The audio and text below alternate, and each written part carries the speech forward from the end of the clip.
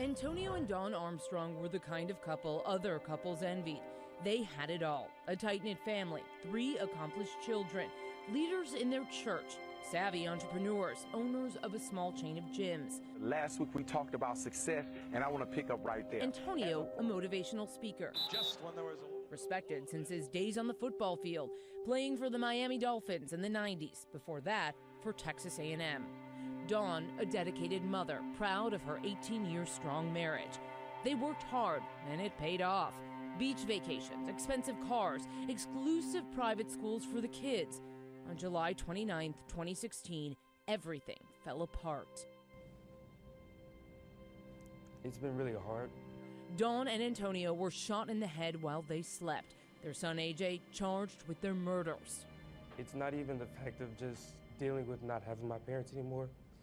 It's the fact that I'm being accused of something of this magnitude. AJ's attorneys say he can't discuss the facts of the case, but the teen maintains he didn't kill his parents, an intruder did. I'm innocent.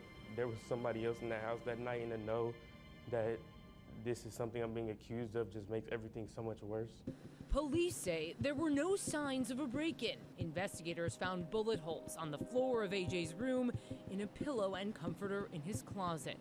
But AJ's fingerprints and DNA were not on the gun that was found on the kitchen counter, along with a note that read, "I have been watching for a long time. Get me." For more than 2 years, the case has dragged on in court. AJ spent 8 months in juvie jail. Junior year of high school in a cell, no football games, no prom, no graduation. Jail was very, very hard. Many sleepless nights, just not being able to be around my family. Only having 10-minute phone calls a week. It was just hard, and hearing my little sister on the phone, it was just tough to deal with. More than a year after AJ bonded out of jail, a twist. The defense filed a motion to drop the murder charges because Armstrong's attorneys say prosecutors kept evidence from them.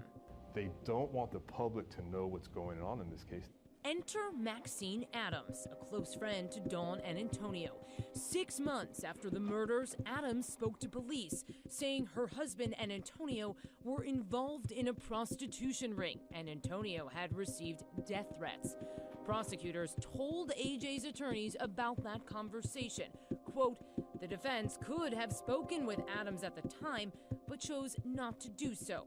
The DA's office sent us that statement. They declined to be interviewed for this story. Couldn't you have done your due diligence and sent your PI to talk to her as soon as you knew Maxine Adams is making claims about this prostitution?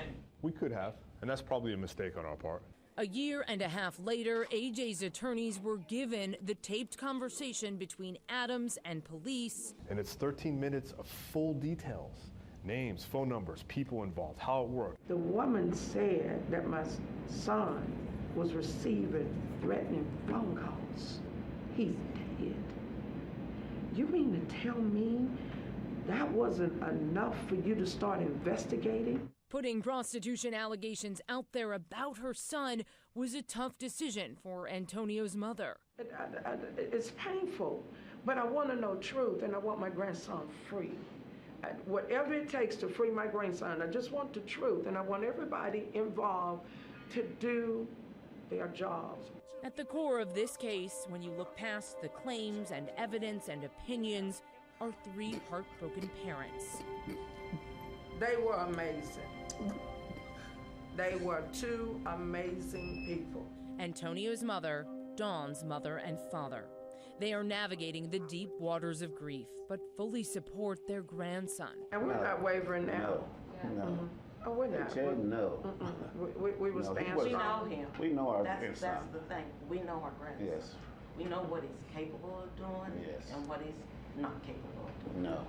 And we know that he's not capable of murdering his mother and his father. The trial is set to start in 6 months. Quote, "The fact remains that Dawn and Antonio Armstrong were each shot in the head in their own bedroom with their own gun in their house that was secured by a fully functional burglar alarm that had to be disarmed by AJ before police could enter the house," prosecutors told us. The defense is weighing their next steps. Thank you for making us wait. While AJ waits, he leans on faith. at his grandmother's church, the only place he can go while on house arrest. No matter how hard things get, I know if I just get into my word, I pray, I know everything will turn out okay. I know I'll feel better. I mean, my dad was my best friend. My mom was the best mom you could have. And there's not a day that goes by that I don't think about the things that they did for me and just the great parents that they were.